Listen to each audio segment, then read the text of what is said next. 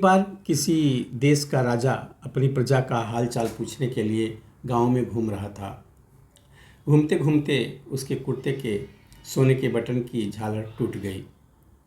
उसने अपने मंत्री से पूछा कि इस गांव में कोई सुनार है जो मेरे कुर्ते में नया बटन बना सके। उस गांव में सिर्फ एक ही सुनार था जो हर तरह के गहने बनाता था।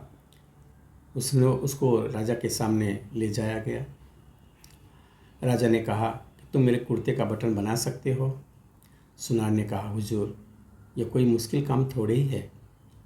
उसने कुर्ते का दूसरा बटन देखकर नया बटन बना दिया और राजा के कुर्ते में फिट कर दिया। राजा ने खुश होकर सुनार से पूछा कि कितने पैसे दूं? सुनार ने कहा, महाराज, रहने दो, छोटा सा काम है, हो गया।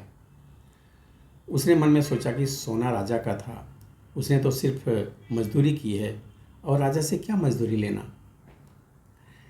राजा ने फिर सुनार से पूछा, नहीं नहीं, बोलो कितने दूं? सुनार ने सोचा कि 2 रुपये मांग लेता हूँ।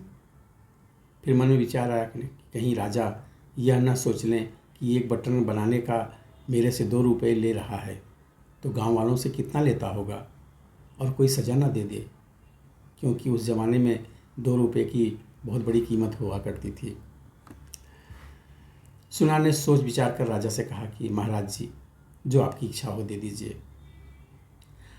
राजा तो राजा था, उसको अपने हिसाब से देना था, कहीं देने में उसकी इज्जत खराब ना हो जाए। और उसने अपने मंत्री से कहा, इस सुनार को 2 गांव दे दो, यह हमारा हुक्म है। यहाँ सुनार जी सिर्फ 2 रुपये की मांग के सोच रहे थे, उधर राजा ने उसको 2 गांव दे दिया। इसी तरह जब हम प्रभु पर सब कुछ छोड़ते हैं तो अपने हिसाब से देता है, और मांगते हैं तो सिर्फ अब मांगने की में कमी कर जाते हैं। देने वाला तो पता नहीं क्या देना चाहता है, लेकिन हम अपनी हैसियत से बड़ी तुच्छ चीज़ें मांग लेते हैं। इसलिए संत महात्मा कहते हैं कि ईश्वर को सब कुछ अपना समर्पण कर दो, उनसे कभी कुछ मत मांगो। जो वह अपने आप दे, बस उसी में संतुष्ट रहो। फिर देखो उसकी लीला, वारे से न्यारे हो जाएंगे।